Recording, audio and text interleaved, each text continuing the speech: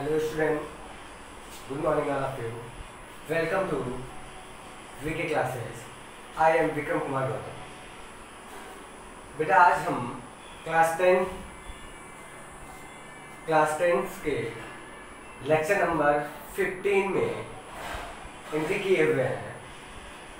तो यदि हम रिकॉल करें अपने बैक में जाके या फिर जो प्रीवियस लेक्चर्स हमने या लास्ट लेक्चर जो हमने क्लियर किया हुआ था या फिनिश्ड किया हुआ है वो था हमारा ट्रांसपोर्टेशन इन ह्यूमन या फिर ब्लड सर्कुलेटरी सिस्टम के बारे में हमने डिस्कस किया था. बिल्कुल हमने ह्यूमन बींग्स का, ठीक है. उसमें अगर रिकॉल किया जाए तो हमने ये देखा था ट्रांसपोर्टेशन में. फिलहाल वो चैप्टर वो सेक्शन अभी खत्म नहीं हुआ है क्योंकि आज का कुछ नया स्टार्ट करना है. वो है ट्रांसपोर्टेशन इन प्लांट्स. प्लांट में कैसे ट्रांसपोर्टेशन होता है तो वो सारा डिस्कस करेंगे. फिलहाल पहले हम ये लेक्चर्स में आपको कंटिन्यूस करते हैं कि आपका बैक में जो हमने रिकॉल किया था वो आपको क्लियर रहे कि हमने अब तक क्या क्या स्टडी कर ली है. तो हमारा पिछला लेक्चर्स जो था उसमें हमने देखा ट्रांसपोर्टेशन इन ह्यूमन बीइंग में जनरली मानव में किस तरह से ब्लड का सर्कुलेशन होता है, ब्लड क्या कंटेन होता है, वह हेल्प करता है कैसे, या फिर ब्लड के कितने पार्ट्स होते हैं, ब्लड में कौन कौन से सेल्स पाई जाती हैं, ब्लड की प्रत्येक सेल्स के क्या फंक्शन होते हैं, वो हमने डिस्कस कर लिया. ठीक है. फिर उसके बाद हमने डिस्कस किया हुआ था कि आपको हार्ट क्या होता है. हार्ट के बारे में हमने देखा था. जनरली हमने देखा क्या एग्जैक्टली कि ह्यूमन हार्ट कैसा होता है. ह्यूमन हार्ट आपको हमने देखा उसमें 4 चैम्बर थे. उन 4 चैम्बर में हमने ये देखा था कि आपको क्या कहते हैं आर्टरियम क्या होता है, वेंट्रिकल क्या होती है, ये सारे डिस्कस किए थे. प्योर ब्लड किस तरह से फ्लो करता है, अनप्योर ब्लड कहाँ पे आपको इकट्ठा होता है, सेप्टम क्या होती है. फिर उसके बाद हमने डिस्कस किया हुआ था आपका क्या कहते हैं डबल सर्कुलेशन क्या होता है, वो भी हमने डिस्कस किया हुआ है. और नेक्स्ट में हमने देखा आपको क्या कि ब्लड वेसल्स क्या होती है. ब्लड वेसल्स को हमने समाप्त किया और उसी का लास्ट पॉइंट आपको हमने बताया हुआ था आपको लिम्फ क्या होता है. ठीक है, लिम्फेटिक सिस्टम क्या होता है. तो अब तक हमने एग्जैक्टली अगर देखा जाए ह्यूमन बीइंग बॉडी में जो ब्लड का या फिर सर्कुलेशन का रिलेशन था वो हद तक हमने कवर कर लिया है. चाहे वो एनसीईआरटी बेस्ड रहा हो, वो एनसीईआरटी के अकॉर्डिंग ही हम फ्लो करते हैं. आपकी एनसीईआरटी 100% आपको कवर की जाएगी और उसको समझने के लिए उसको थोड़ा सा एनसीईआरटी बियॉन्ड भी हमको जाना पड़ेगा. तो वो हमने देखा उसको जाके. ठीक है, क्लियर समझ में आ भी गया होगा. अब हम देखते हैं क्या कि आपका जो आज का लेक्चर्स है वो है बेटा आपको ट्रांसपोर्टेशन इन प्लांट्स कि पौधों में ये ट्रांसपोर्टेशन कैसे होता है वो डिस्कस करेंगे. तो फिलहाल डिस्कस करने से पहले आपको कुछ क्वेश्चंस हम आपको दे देते हैं ताकि आप क्या कहते हैं एक्टिव रहें कि हमने क्या अध्ययन किया, वो रिमेंबर याद होता रहे. आप रिमेंबर करते रहिएगा ताकि आपको क्लियर रहे कि हमारा ये चैप्टर क्लियर हो गया और हमको बिल्कुल समझ में आ गया. ठीक है, तो हम क्या करते हैं क्वेश्चन हम आपको कुछ पुटअप करते हैं. आपका पहला क्वेश्चन ये ध्यान रखिएगा. पहला क्वेश्चन ये है, ध्यान सुनिएगा, आपको बता रहा हूं कि ह्यूमन हार्ट में आपको हमने बताया था 4 चैम्बर होता है. ठीक है, ह्यूमन हार्ट में 4 चैम्बर होता है और उसके बीच में एक सट्टा पाई जाती है जिसके वजह से चैम्बर्स अलग रहते हैं. ऑर्किल और क्या होते हैं वेंट्रिकल. ठीक है, जिसमें बटा रहता है left side and right side. तो आपको ये बताना है बॉडी का समस्त जो अनप्योर ब्लड होता है अर्थात डीऑक्सीजनेटेड ब्लड जिसमें रिच मात्रा में आपको प्रेजेंट होती है क्या कार्बन डाइऑक्साइड. पूरी बॉडी का जो ब्लड होता है वो अनप्योर ब्लड जो होता है वह सबसे पहले ध्यान रखिएगा सबसे पहले हार्ट के कौन से चैम्बर में पहुंचता है, लेफ्ट वाले में पहुंचता है कि राइट वाले में पहुंचता है, और उस चैम्बर्स का आपको नाम लिख भेजना है. राइट का होगा तो राइट चैम्बर का नाम लिखेंगे, उसके लेफ्ट का होगा तो लेफ्ट लिखेंगे, और कौन सा चैम्बर होगा वो उसका नाम आप लिख दीजिएगा कि समस्त रुधिर जो अनप्योर ब्लड होता है हार्ट में पहली बार आपको पूरी बॉडी से ट्रांसपोर्ट करके वो हार्ट में किस साइड में आपको पहुंचता है. ठीक है, वो आपको सिर्फ एक नंबर का है बेटा. आपको क्लियरली आपको डेट देकर आपको उसका नाम लिखिएगा. हाँ, नाम खाली लिखना है, किस पार्ट में पहुंचता है, उसका नाम क्या है, लेफ्ट वाला है कि राइट वाला है, वो आपको क्लियरली लिखना है. ठीक है, ताकि हम सेटिस्फाइड हो सके. और आशा करता हूँ आपको क्लियर आंसर देंगे. अगर पिछला लेक्चर पढ़े होंगे तो आपको क्लियर याद होगा. ठीक है, पहला क्वेश्चन था. दूसरा क्वेश्चन आपको ये दे रहे हैं. दूसरे क्वेश्चन में आपको ये बताना है बेटा कि आपको सिस्टोल क्या होता है एंड डायस्टोल क्या होता है। What is the systole and diastole. और इस सिस्टोल डायस्टोल जो होता है वो आपको नाम लिखने होंगे कि सिस्टोल क्या होती है और डायस्टोल किसे कहते हैं। ठीक है, दोनों बताया था, हर्ट से जब हम पढ़ा रहे थे रिलेटेड उसमें बताया था। 2 क्वेश्चन हुए। तीसरा क्वेश्चन आपको करना है कि ये आपको करना है कि ध्यान रखिएगा आर्टरीज और वेन्स। आर्टरीज को बता रखा होगा क्या कहते हैं, धमनियां, और क्या होती है, सिराएं। धमनी और सिराओं में क्या अंतर है, सिर्फ 2 अंतर आप लिख लीजिएगा। ठीक है, 2 अंतर से लिख भेजना है। 2 अंतर ध्यान रखिए धमनी और सिरा में। यदि आपको कहा जाए इंग्लिश मीडियम वाले तो इंग्लिश मीडियम में लिख दीजिएगा कि आपको what is the difference between the arteries and veins. ठीक है, क्लियरली सिर्फ 2 डिफरेंस आपको देने हैं, 2 एग्जांपल्स या फिर 2 डिफरेंस देने हैं। 3 क्वेश्चन आपको हुए, क्वेश्चन और दूंगा। चौथा क्वेश्चन आपको ये देना है बेटा कौन सी ऐसी आर्टरीज है जिसमें आपको क्या होता है, अनप्योर ब्लड। चलिए हमने बता भी रखा होगा कि जितने भी आर्टरीज होती हैं उनमें हमेशा क्या होता है, ऑक्सीजनेटेड ब्लड बहता है। ऑक्सीजनेटेड अर्थात कह सकते हो प्योर ब्लड बहता है, फ्लो करता है। तो आपको ये लिख भेजना है कि कौन सी ऐसी आर्टरी है, उसका क्या नाम है जिसमें अनप्योर ब्लड क्या करता है, फ्लो करता है। और वो कहां से कहां तक आपको क्या होती है, रुधिर को प्रवाहित करती है, कहां से कहां तक पहुंचाती है। क्लियर है, बिल्कुल ध्यान से सुनिएगा और तब जाके उसका आंसर करिएगा। क्लियर बात। नेक्स्ट पॉइंट आपको करना है बेटा, आपको लगभग कितने दिए, हमने 4 क्वेश्चन दिए, बस इतना रहने दें। ठीक है, और क्वेश्चन बात क्लियर है, 4 क्वेश्चन आप लिखिए। तो हम स्टार्ट करते हैं। Now the discuss about the transportation in plants. हमने देखा हुआ है कि generally already we have already study previous lectures कि द प्लांट्स, ये ध्यान रखिएगा आपको जनरली लिखा है, we have discussed earlier how plants take in simple components such as carbon dioxide and photosynthetic energy stored in their chlorophyll containing organ namely leaves। क्या कह रही है एनसीईआरटी, एनसीईआरटी की ही लैंग्वेज ले रहा हूँ जो एनसीईआरटी है, वो कह रही है कि हम पहले भी अर्लियर अभी जल्द में हम क्या किए हुए हैं, कुछ स्टडी किए हुए हैं कि हमारा जो सिंपल कंपोनेंट्स होते हैं, यानी जो सिंपल कंपोनेंट्स होता है, आपको कार्बन डाइऑक्साइड एंड क्या रहा फोटोसिंथेसिस एनर्जी। फोटोसिंथेसिस भी हमने पढ़ा हुआ है। फोटोसिंथेसिस के दौरान जो एनर्जी बनती है जनरली वो बेटा स्टोर होती है, आपको वो स्टोर होती है कहाँ पे, किस पार्ट में, तो उसका नाम है आपका क्या, लीफ। क्योंकि हमने बता रखा हुआ जो क्लोरोफिल कंटेनिंग आपको होता है, क्लोरोफिल ही कंटेनिंग करती है, इन सबको स्टोरेज करती है, और उसका नाम होता है क्या, leaf. Leaf generally green colour की आपको दिखती है, और लीफ में ग्रीन कलर इसलिए होता है क्योंकि उसमें ग्रीन कलर के पिगमेंट पाए जाते हैं, जिसको हम बोलते हैं क्या, क्लोरोप्लास्ट। और क्लोरोप्लास्ट में आपको क्या पाया जाता है, क्लोरोफिल। और क्लोरोफिल क्या होती है, कंटेनिंग, आपको क्या करती है, कार्बन डाइऑक्साइड कंटेनिंग ऑर्गन होता है। एंड क्या होता है, आपको कार्बन डाइऑक्साइड वहां पे पहुंचती है, सनलाइट भी पहुंचती है, तभी तो फोटोसिंथेसिस की क्रिया कंप्लीट होती है। तो आपको क्या प्रोडक्ट मिलता है, आपको इंपॉर्टेंट प्रोडक्ट मिलता है, एनर्जी। एनर्जी के लिए ही सारी चीजें होती है, एनर्जी मिलता है। और क्या होते हैं, कुछ फूड बनते हैं जिसको हम ग्लूकोज कहते हैं। ठीक है, उसको भी डिस्कस करेंगे। ये सारे आपको बनते हैं एनर्जी। अब ये स्टोर जो होती है लीफ, जनरली अगर कहा जाए तो वो आपको पॉइंट आपको हमने देखा इसमें क्लोरोफिल में। अब क्या कर रहा है कि the other materials is needed for the building for the maintaining और बिल्डिंग प्लांट्स बॉडी, कि प्लांट बॉडी को मेंटेन करने के लिए या फिर बनाने के लिए, निर्माण करने के लिए बॉडी को, प्लांट को क्या करना है, इसके अलावा भी क्या होते हैं, कुछ मटेरियल्स की जरूरत पड़ती है, कुछ मिनरल्स की जरूरत पड़ती है, कुछ सब्सटेंसेस की जरूरत पड़ती है, जनरली कह लो मिनरल्स। और such as phosphorus and nitrogen is the most important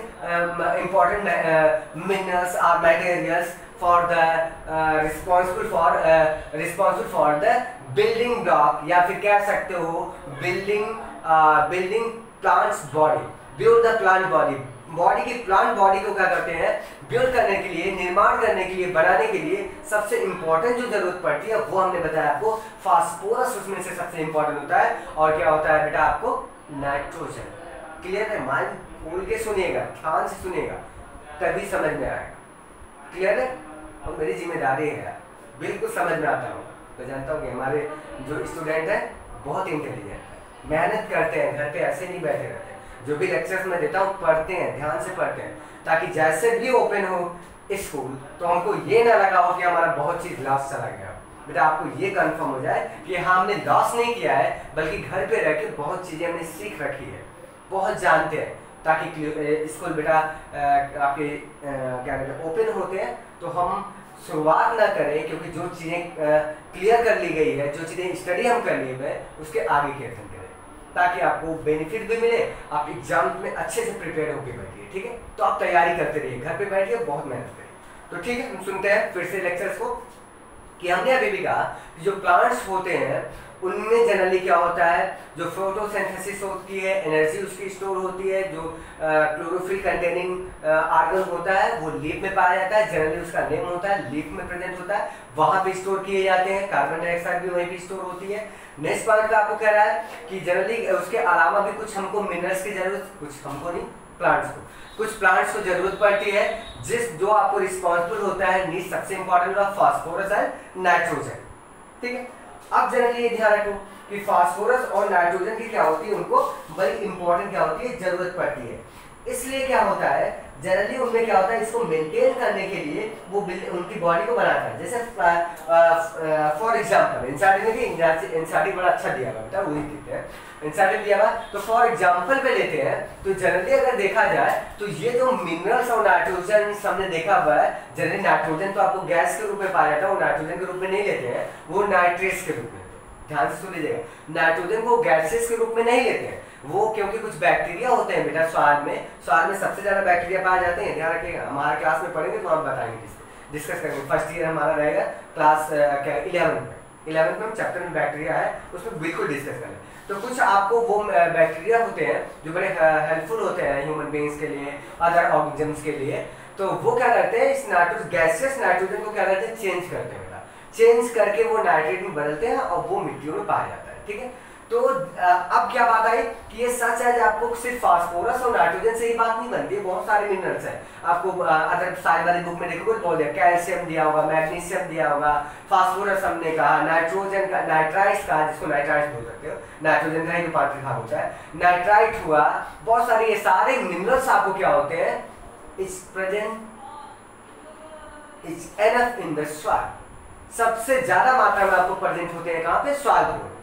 अब क्या होगा, पौधे को सॉइल से लेना है उसको, इन सारे मिनरल्स को, तो क्या कंडीशन बनती है कि पौधों को यदि आपको मिट्टियों से वो क्या करते हैं, कंपोनेंट्स को लेने हैं, मिनरल्स को लेने हैं, तो वो किस माध्यम से लेगा, तो सिंपल सा है कि उसका कनेक्टिंग ऑर्गन्स होगा जो सॉइल से कनेक्ट रहेगा। ठीक, सॉइल से कनेक्ट होना चाहिए। तो जनरली कहा जाए तो जनरली आपको कनेक्ट रहता है उसका कौन सा पार्ट बेटा, तो आप कहोगे किसको, रूट को, रूट ही कहते हैं। रूट इज द जो प्लांट्स होती है इंपॉर्टेंट ऑर्गन होता है, वो रूट क्या होते हैं, इंटर्स द सॉइल, सॉइल के अंदर आपको गई रहती है और वही कनेक्ट रहती है सॉइल से। तो इसका मतलब फिक्स है कि जब भी आपको वो मटेरियल्स मिनरल्स जो लेंगे वो पौधे जो वो किससे लेंगे, रूट के द्वारा लेंगे।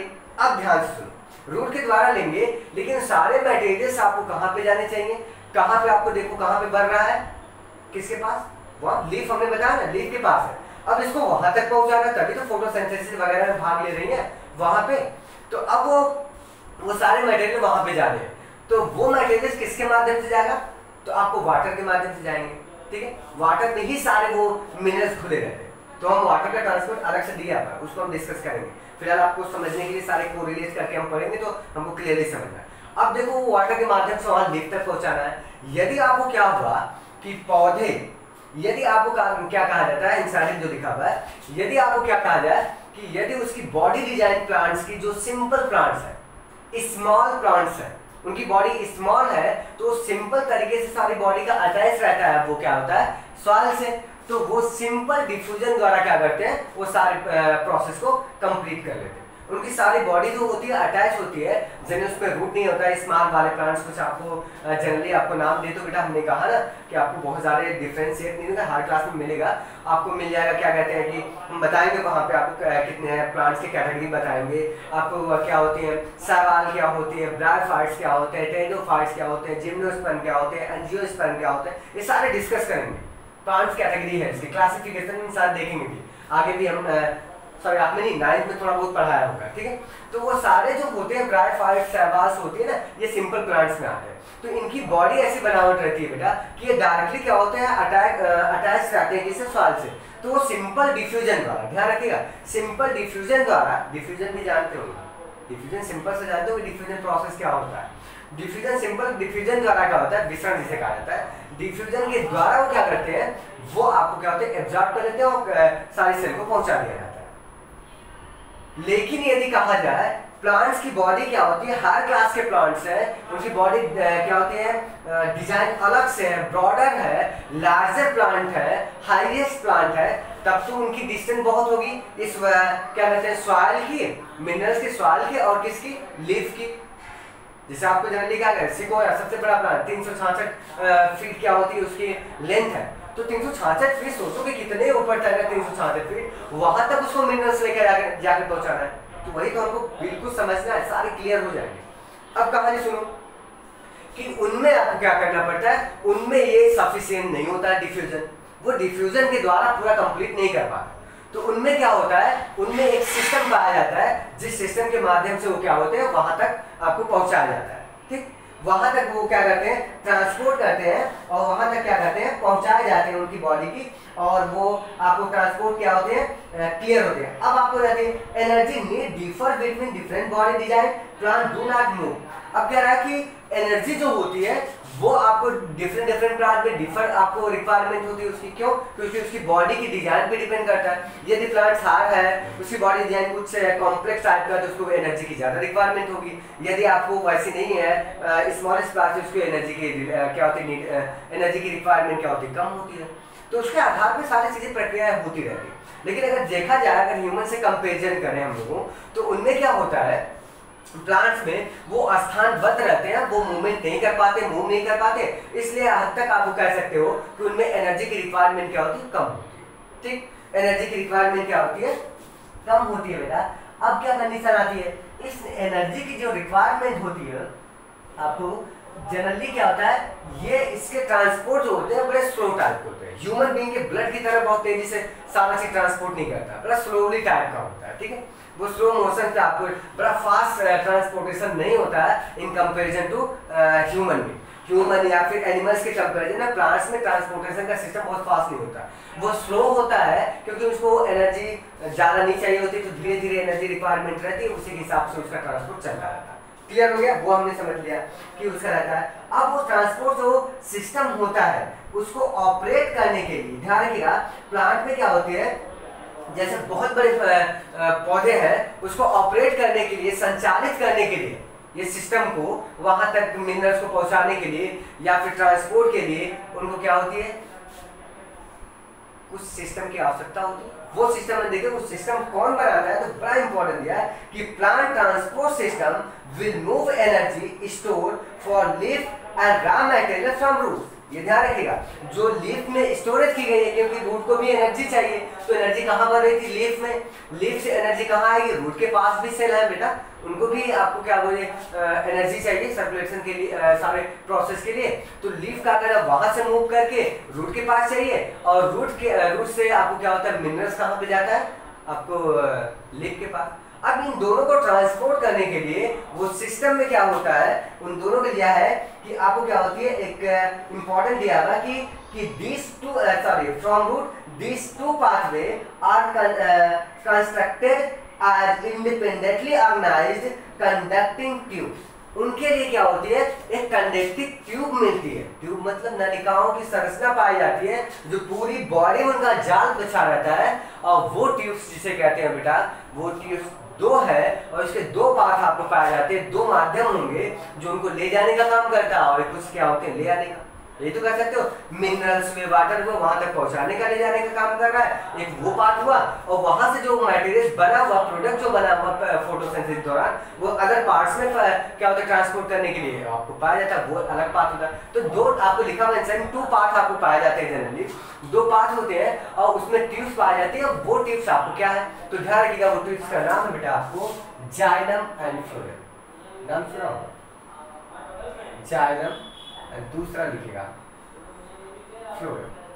क्लियर? 2 ही नाम बड़े इंपॉर्टेंट है, xylem and phloem most important for transportation in plants.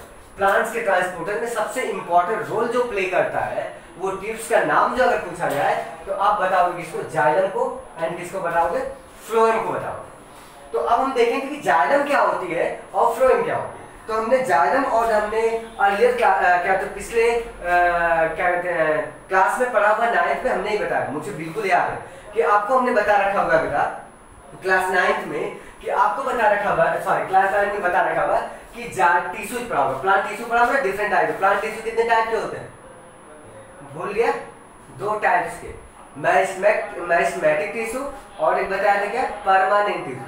Meristematic tissue कितने टाइप की होती है वो भी भूल गया बेटा, रिकॉल करते रहिएगा, देखते रहिए, जो चीजें भूल जाती है ब्रेक रिलेटेड रहते हैं सारी स्टडी, 9th का 10th का 11th का 12th का। 9 10 से बड़ा कोरिलेशन होता है 11 12 से, ठीक है। और यही चीजें जो पढ़े रहोगे 9th और 10th का वही ब्रॉडर एस्पेक्ट पे हम पढ़ेंगे कहाँ 11th एंड 12th में।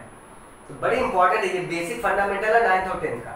बेसिक फंडामेंटल को हम क्लियर किए रहेंगे तो हमारे लिए बहुत आसान चीजें हो जाती है। मेडिकल्स वगैरह में जाने के लिए बड़ी क्या होते हैं हार्ड वर्क करने की बहुत ज़्यादा जरूरत नहीं पड़ जाएगी, क्योंकि पहले से प्रिपेयर आप रहो। अगर नहीं प्रिपेयर रहोगे तो बेटा तब वही कहते हैं ना कि हम तैयारी करने के लिए इलाहाबाद गए हुए थे, कानपुर में तैयारी कर रहे हुए थे, 5 साल तक हमने मेडिकल की तैयारी की, फिर भी निकला नहीं एम्स या फिर MBBS नहीं निकला। तो प्रॉब्लम यही क्रिएट होती है कि वो पहले की उनकी चीज़ें क्लियर नहीं है, कितना भी मेहनत कर रहा है वो मिस कर जाते हैं इस वजह से। और कंपटीशन की दुनिया में आज कंपटीशन बहुत है, आपसे अच्छे हार्ड मेहनत करने वाले हैं, तो जो बेटा उस लायक रहेगा, जो कंपटीशन में आगे जाएगा वही को दिया जाएगा, वही सक्सेस करेगा। तो इसलिए कुछ अलग करना पड़ेगा आपको, हार्ड मेहनत तो अभी से करनी पड़ेगी। तो अभी से करते रहो और आशा करता हूँ कि करते भी होंगे आपको, ठीक है। बहुत ज़्यादा नहीं, लेक्चर सुनो, पढ़ो, घर पे बैठे रहो, घूमना तो है नहीं इस टाइम, ठीक। बात है जाइलम क्या होता है, जाइलम जो होता है हमने पढ़ा हुआ था बेटा कि जाइलम क्या होता है, ये कौन सी टिश्यूज में आता है, तो हमने बता रखा होगा परमानेंट टिश्यू में। Xylem is the permanent tissue, तो प्लांट टिश्यू होती है, और जाइलम जो होती है इनमें आपको क्या पाया जाता है बेटा, ध्यान आपको हमने बताया कि जाइलम जो ट्रांसपोर्ट करता है, ध्यान रखिए कि ट्रांसपोर्ट जो करता है ये रूट स्टेम एंड क्या होते हैं, रूट स्टेम और क्या कहते हैं स्टेम, रूट स्टेम और लीफ तक आपको मूवमेंट करते रहते हैं। जाइलम जो होता है वो वाटर ट्रांसपोर्ट करता है, वाटर को, और प्लस वाटर के साथ साथ अभी हमने बताया था मिनरल्स, वाटर एंड मिनरल्स को ट्रांसपोर्ट करता है। और फ्लोएम जो होती है वो ट्रांसपोर्ट किसका करती है, तो वो कहोगे किसका, प्रोडक्ट ऑफ फोटोसिंथेसिस। फोटोसिंथेसिस के जो प्रोडक्ट होते हैं जनरली उसको कहते हैं, फूड को कह सकते हो, जो फूड बना रहता है। तो आपको एनसीईआरटी का हम लेते हैं हम बेटा आपको phloem transport products of photosynthesis, ठीक। आप यहाँ पे लिख लो प्रोडक्ट्स ऑफ फोटोसिंथेसिस,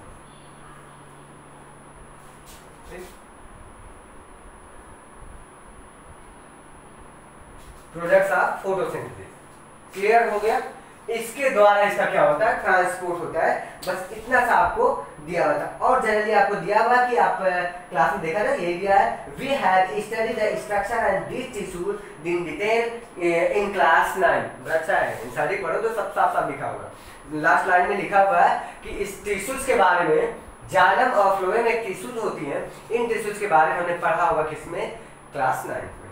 अब आगे की पॉइंट देखते हैं, इनसारी बात है, क्लियर है, ये 2 चीजें आपको एग्जैक्टली याद है। अब आपको क्या कर रहा है कि transport in water transport in plant, या फिर ट्रांसपोर्ट ऑफ वाटर।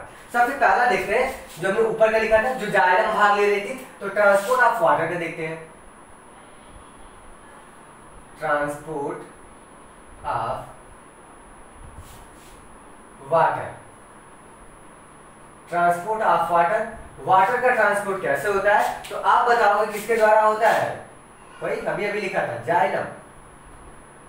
जाइलम आपको क्या होती है? एक टिश्यूज होती है जो वाटर का क्या करती है? ट्रांसपोर्ट करती है, ठीक है। जाइलम टिश्यूज होती है।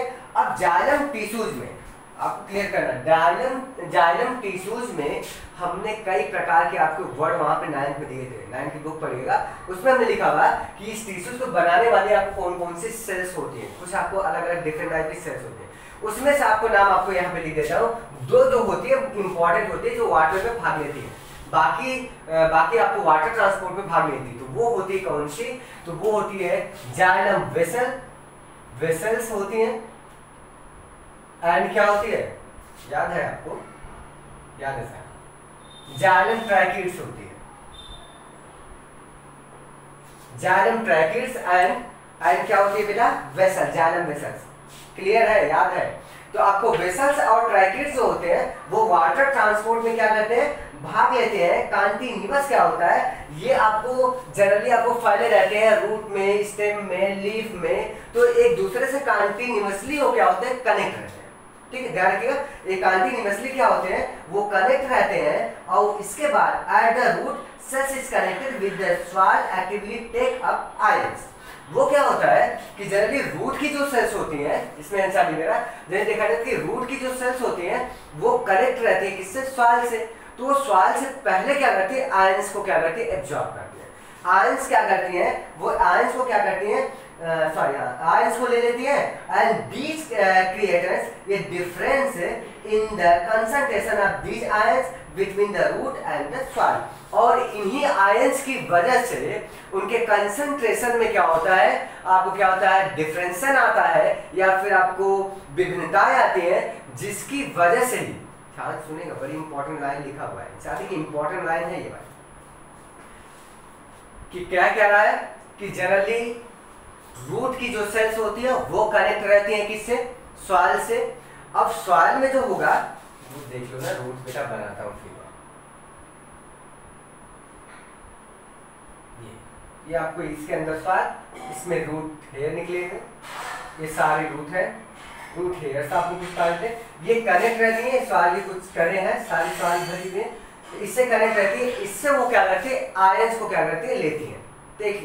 Take the ions in the soil, ठीक है। वो आयंस को लेती है, जिसकी वजह से यही क्रिएशन है। आयंस की वजह से ही क्या होता है?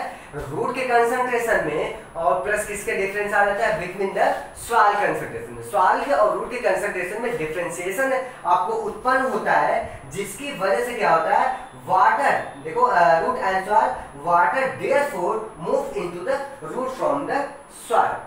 इसी वजह से क्या होता है? इस कंसंट्रेशन की वजह से इसमें से आयन उन्होंने लिया रूट ने, और जिसकी वजह से डिफरेंशिएशन आया सॉइल में। ये मान लो सॉइल है, ये सॉइल है, और ये क्या है? रूट है। रूट और सॉइल के कंसंट्रेशन में आपको क्या होता है? डिफरेंसेस आए, जिसकी वजह से जो H2O होता है, वाटर जो पाया जाता है आपको सॉइल के अंदर, वो आपको एब्जॉर्ब कर लिया जाता है किसके? कहां पे आपको मूव करके चला जाएगा? रूट के सेल्स के अंदर चला जाएगा। कौन सा सुनिएगा? रूट के सेल्स के अंदर जैसे ही गया, और उसके साथ साथ क्या होता है? और वहां पे रूट पे चला जाता है, and this mean that there is a steady movement of water into root xylem. Generally क्या होता है? इसके रूट में चला जाता, और ज्यादा अंदर जाके पढ़े तो बेटा जनरली क्या होता है? रूट के पास, ध्यान रखो, रूट के पास कुछ हेयर लाइक स्ट्रक्चर निकले रहते हैं, जिसको बोला जाता है रूट हेयर। उसी के द्वारा आपको एब्जॉर्ब किए जाते हैं वाटर। अगर डिटेल में देखें तो रूट हेयर के द्वारा, ये जो पतली शाखाएं होती है, उसी के द्वारा एब्जॉर्ब किया जाता है। और हमने अभी भी बताया कि इसकी जो सेल्स होती हैं, ट्रैकिड्स एंड वेसल्स, कहाँ पाई जाती है? तो रूट में भी पाई जाती है, स्टेम में भी पाई जाती है, और लीफ में। अब वो लीफ तक पहुंचाना है, तो रूट से आपको एब्जॉर्ब हुआ, रूट के पास सेल्स में गया, और वहां से किसके पास पहुंच गया? जाइलम की ट्रैकिड्स एंड वेसल्स के पास। क्लियर हो गया? जाइलम की ट्रैकिड्स एंड वेसल्स के पास पहुंचा, वहां पे आपको, और ये क्या होता है? वहां पे आपको क्या होता है? ये वहां पे कुछ प्रेशर उत्पन्न करती हैं। वहां पे जैसे रूट में गया तो वहां पे प्रेशर उत्पन्न करते हैं, जिसको कहते हैं रूट प्रेशर कहा जाता है। क्लियर है? दिया नहीं है रूट प्रेशर, तो आपको अगर आगे चल के दिया होगा तो बताएंगे। इसमें रूट प्रेशर उत्पन्न होता है जिसके वजह से क्या होता है, वो वाटर जो होता है उनकी सेल में, ट्रैकिस एंड वेसल्स में, वो आगे की तरफ अपवर्ड की तरफ क्या होती है, मूवमेंट करने लगता है वाटर। और वाटर में घुलनशील क्या है, मिनरल्स भी है सारे, ये ध्यान रखिएगा। वाटर भी हमने लिखा था, वाटर के साथ साथ मिनरल्स भी होता है, वो मिनरल्स भी इसमें ट्रांसपोर्ट होकर जा रहा है, ठीक। तो वाटर के थ्रू हो जा गया, अब वो ट्रांसपोर्ट, लेकिन क्या यहाँ पे बात इंपॉर्टेंट आती है कि वो रूट प्रेशर जो उत्पन्न होता है बेटा, वो पुश जो करता है, प्रेशर उत्पन्न होता है, वो आपको सफिशिएंट नहीं होता है ट्रांसपोर्ट आपको वहां तक पहुंचा दे, लीफ तक। तब क्या कंडीशन आती है, बड़ी इंटरेस्टिंग पॉइंट है। अगली कंडीशन क्या आती है उसको देखते हैं। तो देखते हैं क्या होता है, उनमें कंडीशन ये उत्पन्न होती है कि however this pressure by itself is unlikely to be enough to move water of the highest of the we commonly seen in plant use another study to move water xylem upward to the highest part of the plant body। वही हमने point आपकी बताई कि यदि कहा जाए कि वो अनसफिशिएंट नहीं होता है, जो रूट प्रेशर होता है कि वो आपको हायर क्लास के प्लांट में लिफ्ट तक पहुंचा सके, तो वो क्या करता है, दूसरी स्ट्रेटजी अपनाता है, दूसरा माध्यम अपनाता है। वो दूसरा माध्यम हम आपको देखते हैं, बताते हैं। लास्ट पॉइंट इसकी चल रही है, provided that the plant has the adequate supply of water, the water which is lost through the stomata is replaced by the water from the xylem vessels in the leaf। क्या कह रहा है कि generally क्या होता है, क्या सुनिए, एनसीईआरटी को पढ़िए, एनसीईआरटी की लैंग्वेज लेते हैं। जनरली क्या कहना चाहते हैं एनसीईआरटी कि जब वो प्रेशर हमको सफिशिएंट नहीं मिलता है कि वहां पे हायर क्लास के प्लांट में वहां तक पहुंचे, ठीक है बेटा, वहां तक पहुंचे, तो वो क्या करता है, वो आपको क्या करता है कि अच्छा चुंबक तो होगा कि नहीं, ऊपर की तरफ टूट जाए। बड़ी इंटरेस्टिंग पॉइंट है, आप क्लास 11th में पढ़ाएंगे, प्लांट फिजियोलॉजी पढ़ाएंगे, वहां बताएंगे। जनरली क्या होता है, इस बोला जाता है एंसेंट ऑफ सेल, जिसको कहते हैं, एक वर्ड आपको है, शायद आपको इसमें नहीं दिया है, रसारोहण, ठीक है, एक वर्ड आपको है बेटा रसारोहण, जिसको कहते हैं एसेंट ऑफ सेल, इसको बोलते हैं, इसको ध्यान रखिएगा। एसेंट ऑफ सेल का मतलब होता है कि आपको क्या होता है, प्रतिकूल डायरेक्शन में, जैसे आप जानते हो कि आपको ग्रेविटी आपको इधर की जमीन की तरफ रहती है, लेकिन वो आपको देखो ग्रेविटी की तरफ आपको जा रहा है, तो वो ग्रेविटी के अपोजिट जा रहा है, ऊपर की तरफ। सारी चीजें आपको क्या धरती की तरफ खींचती है, ग्रेविटेशनल फोर्स लगता है जिसकी वजह से, लेकिन वो अपोजिट ग्रेविटेशनल फोर्स की तरफ जा रहा है। तो एक लाइन में समझ लो कि जो वाटर का अपोजिट डायरेक्शन, इन डायरेक्शन में ग्रेविटी के अपोजिट डायरेक्शन में आपको बढ़ने की क्रिया को हम क्या करते हैं, एसेंट ऑफ सेल कहा जाता है, या फिर रसारोहण की क्रिया कहलाती है। क्लियर हो गया, दिया नहीं है लेकिन नोट कर लिए, उसी को कहते हैं रसारोहण की क्रिया कहते हैं, या फिर एसेंट ऑफ सेल दिया, ठीक है, एसेंट ऑफ सेल कहा जाता है। अब कंडीशन आपको ये आती है कि बेटा कि दूसरी स्ट्रेटजी क्या होती है कि जिसके वजह से लिफ्ट तक पहुंचता है। तो ध्यान रखिएगा कि मैक्सिमम नंबर्स में आपको जो लीफ होती है, लीफ के पास आपको हमने बताया था स्टोमेटा होता है, वो भी आप पढ़ रखे हैं। स्टोमेटा जो होता है, स्टोमेटा में से आपको क्या होता है, रीच नंबर्स में आपको क्या होता है, जो वाटर होता है वो रिलीज किया जाता है, या फिर वाटर इससे उस पोर के द्वारा, स्टोमेटा के द्वारा बेटा निकलते रहते हैं। आपको बताया रखा होगा ना, एक प्रोसेस में भाग लेता है कि स्टोमेटा इसमें भी भाग लेता है, तो वही यहाँ पे आपको मिल गया है ना। तो वो क्या करता है कि वो क्या करता है, वाटर रिप्लेस किया जाता है, या फिर रिप्लेस होता है, जो लीफ में आया वाटर वो फिर बाहर आता है, फिर जमीन का आता है, फिर आपको बाहर निकलता है, इस तरह से रिप्लेस कर रहा है वो। तो वो क्या करता है, वाटर जो होता है, वो वाटर मॉलिक्यूल जो होता है वो इवापोरेशन के द्वारा निकल जाता है। इवापोरेशन का मतलब होता है वाष्पोत्सर्जन, ठीक है, सॉरी वाष्प, हाँ इवापोरेट हो रहा है मतलब वाष्प के रूप में निकल रहा है। जो वाटर होता है, जैसे आपको देख लो, ये ध्यान से हमने लीफ बना लिया, जनरली इस प्लांट में देख लो एक लीफ हमने बना लिया, तो ये लीफ में स्टोमेटा के द्वारा क्या होता है, इवापोरेशन हो रहा है इसका। ये वाटर जो होता है वेपर के रूप में, ये जो निकल रहा है ध्यान रखो, ये क्या है, वेपर है। ये वेपर वाष्प के रूप में जो वाटर वहां तक पहुंचा वो निकलता है जब बेटा, इसकी वजह से ही उनमें क्या होता है, आपको क्या होता है, ग्रेविटी उत्पन्न होती है, प्रेशर उत्पन्न होता है, जिसकी वजह से ये कंटिन्यूअसली वो मॉलिक्यूल जो वाटर मॉलिक्यूल होते हैं बेटा, वो आपको उतने लॉन्ग टर्म तक आपको क्या होते हैं, ट्रेवल करके पहुंच जाते हैं मूवमेंट करके। किसकी वजह से? इसके और वेपर, जो वेपर वाटर का आपको रिलीजन होता है, वाटर का स्टोमेटा के क्या कहते हैं, प्लांट्स में पत्तियों के स्टोमेटा के द्वारा वेपर के रूप में रिलीज करने के प्रोसेस को हमने बता रखा है, उसको कहते हैं ट्रांसपीरेशन। एक वर्ड लिख लीजिए, ट्रांसपीरेशन। यही लास्ट पॉइंट आपको लिखा। ये ट्रांसपीरेशन बड़ा इंपॉर्टेंट रोल प्ले करता है। Transpiration is play the important role in transportation of water molecule. Water molecule के ट्रांसपोर्ट में सबसे इंपॉर्टेंट रोल प्ले करता है कौन? ट्रांसपीरेशन। ट्रांसपीरेशन है क्या, तो हमने अभी भी देख लिया। वाटर जो होता है स्टोमेटा के द्वारा वेपर के रूप में निरंतर बेटा निकलता रहता है, तो उसको हम कहते हैं क्या? ट्रांसपीरेशन कहते हैं। ट्रांसपीरेशन करता है। लेकिन कभी कभी क्या होता है, आपने देखा था कि आप कहोगे सर कि यदि आपको क्या कहते थे, क्या होता है, इन डे टाइम की तरफ तो स्टोमेटा खुला रहेगा तो वेपर निकलता रहेगा, लेकिन रात के समय स्टोमेटा बंद रहता है, तब वो कैसे ट्रांसपोर्ट करता है? तो वो भी लिखा हुआ है कि आपको दिया हुआ वो फोर्स कहाँ से स्टोमेटा, लिखा हुआ है कि ट्रांसपीरेशन जनरली क्या होता है बेटा, during the day when the stomata are open and the transpiration could become the major driving force in the movement of water in the xylem. और वो क्या होता है बेटा, जनरली आपको दिन के समय आपको क्या होता है, वो ट्रांसपोर्ट करता रहता है, ठीक है, ओपन रहता है। लेकिन क्या, the effect of root pressure in transportation of water in more important at the night. और रूट प्रेशर जो होता है वो बड़ा इंपॉर्टेंट रोल प्ले करता है किसमें? नाइट के थ्रू। रूट प्रेशर में हर क्लास में देखेंगे हम रूट प्रेशर, तो वो रूट प्रेशर बड़ा इंपॉर्टेंट रोल प्ले करता है किसमें? नाइट के समय क्या होता है, बड़ा इंपॉर्टेंट रोल प्ले करता है। तो हमने यहाँ पे लेक्चर्स को समाप्त किया बेटा। आपको ट्रांसपोर्टेशन सिर्फ थोड़ा सा है, हमने लेक्चर्स को बहुत बढ़ा के कहा क्योंकि आपको समझने के लिए जो एनसीईआरटी में लिखा था एक एक लाइन हमने आपको क्लियर कर दिया, समझा दिया, ठीक है। वो आप पढ़ लीजिएगा तो समझ में आ जाएगा। एक एक लाइन नहीं समझना वो लाइन तो हमसे पूछ लीजिएगा बेटा, वहाँ पीछे लगा के भेज दीजिएगा, मैं समझा दूंगा क्या करना। लेकिन अगर अपनी लैंग्वेज हमने समझाया तो आपको शायद मुझे आएगा कि आप समझ गए होंगे, ठीक है। तो ये ट्रांसपोर्टेशन आज का हमने देख लिया। ट्रांसपोर्टेशन होता क्या है, किस तरह का होता है। रूट प्रेशर भी हमने देखा, जाइलम प्रेशर, कैसे वाटर का ट्रांसपोर्ट हो रहा है। तो आपको जाइलम को याद रखेगा और जाइलम की वेसल्स एंड ट्रैकिस को याद रखेगा। क्लियर हुआ? तो बेटा आज का लेक्चर हम यही समाप्त करते हैं। एक लेक्चर और है वो हम कल करेंगे, transportation of food and other substance. Food का ट्रांसपोर्ट कैसे होता है और अदर सब्सटेंस क्या होता है वो हमने मिनरल्स और वाटर का देख लिया। जनरली वाटर के साथ ही मिनरल्स आते हैं, तो